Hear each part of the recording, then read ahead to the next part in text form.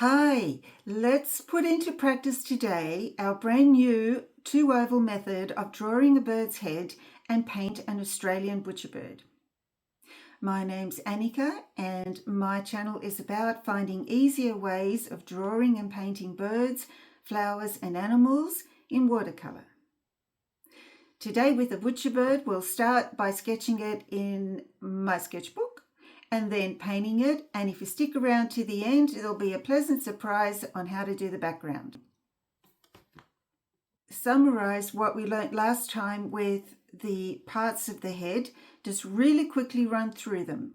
The beak that stretches beyond the eye is just above the opening of the mouth, and then we have the laws, that's that little cloud in front of the eye.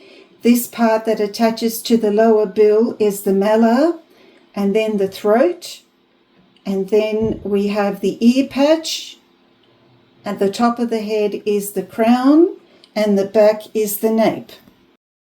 Now, I'm just letting you know that they're there. We don't have to include all of them in the drawing or painting, but knowing they're there helps us make the right kind of brush strokes, helps us with shadows and highlights, and just helps us with the form, the overall form, giving life to our painting, because that's what we want.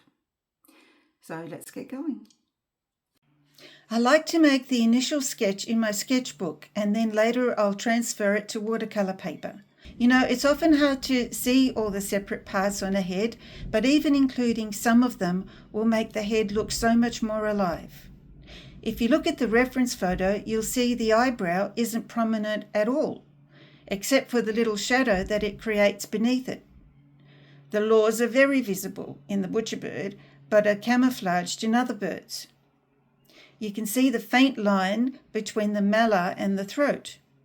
I get really excited as I dissect the different parts of the head because I know that it'll give my painting a little extra oomph. I also like to read descriptions of the birds that I paint because I'll always find out something new. From a description I read about the butcherbird, its nape is actually white, when I could have easily thought that half of it was black.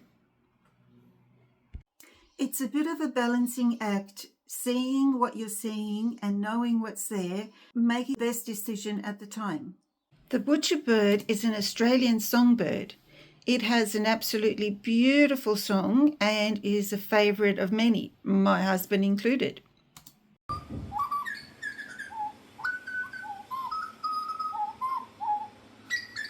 Its gruesome name comes from its beak and the way they impale their prey on a branch, a thorn or fork in the tree. They just bang it on and eat it from there. See their very prominent hooked beak?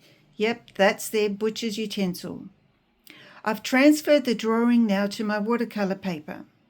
I do this by scribbling over the back with a softer, darker B pencil like a 2, 4 or a 6B. And then trace over the top. Now I'm ready to paint. I've mixed some buff titanium and am applying it to the body of the bird, but also spreading it out into the background. Then, with a mixture of ultramarine blue and burnt sienna, I'm adding in the shadowed bits wet on wet. This mixture has to be a bit thicker than the initial wash, otherwise I'd be creating blooms or cauliflowers. As I add in the darker bits to the shadows, I have to make sure that my paint's thicker again.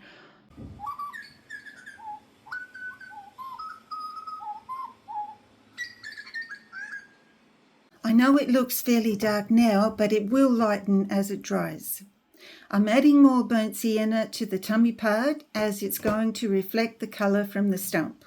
While the paper's still damp, I can add deeper shadows to the body.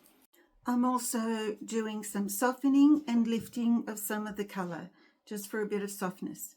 And now for the stump. I'm wetting it first with some clean water, then dropping in some burnt sienna And like before, adding in some darker values with, of course, less water on the brush.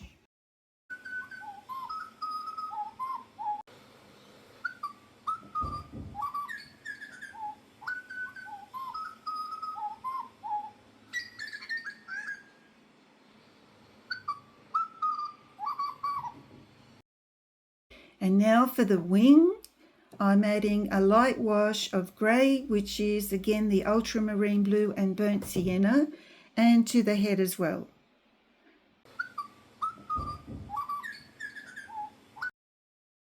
I've also added a touch of Phthalo Blue green shade to help with the shine on the feathers, as I'll be including this colour in the background.